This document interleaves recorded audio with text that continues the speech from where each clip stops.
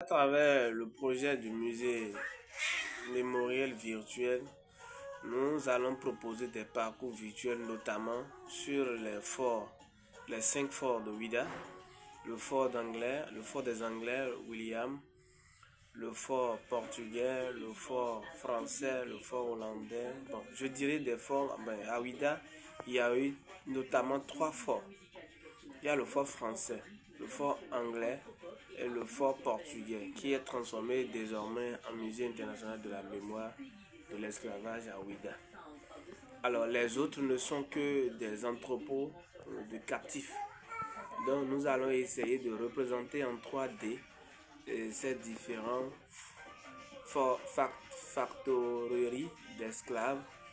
Et puis les gens pourront à partir des casques de monde virtuel faire une immersion dans ces forts-là et voir comment ça se présentait.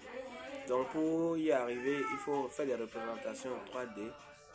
En plus, pour le commun des mortels, quand on parle de la route de l'esclave, ça s'arrête à Ouidah. Non, ça commence depuis Bante Djougou, en passant par Savalou, Dassa, Ketou, Abomey, Alada, avant de venir à Ouidah. Il y a une autre portion qui passe même par Calavi et pour venir jusqu'au niveau de Avelekete.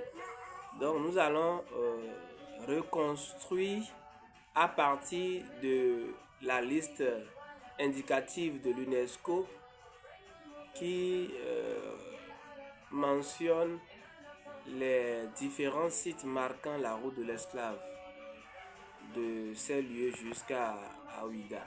Donc c'est à partir de cela que nous allons faire ce parcours, nous allons créer ce parcours virtuel pour que le commun des mortels puisse savoir que Ouidah, la route de l'esclave à Ouidah n'est qu'une portion de cette grande route qui marque le voyage de l'intérieur des captifs. Quand on dit voyage de l'intérieur, c'est la traversée de l'intérieur de Dahomey jusqu'à Ouidah. Alors nous allons relater un peu l'histoire de Ouidah parce que Ouidah c'était parti de Sahé. Le royaume Ouidah était fondé à Savi d'aujourd'hui qu'on appelait Sahé. Là nous allons relater un peu et le premier contact de roi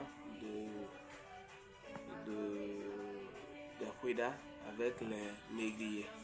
Voilà un peu ce que nous voudrions faire. Et ça sera des parcours virtuels que nous allons incorporer à des casques du monde virtuel pour permettre aux gens de faire une immersion mémorielle dans cette immersion mémorielle dans cette tragédie que la race noire a connue.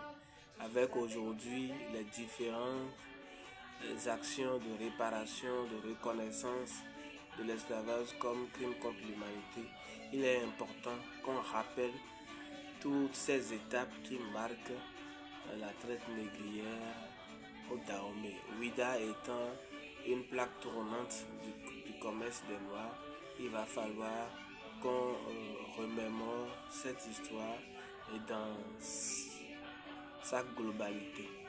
Merci.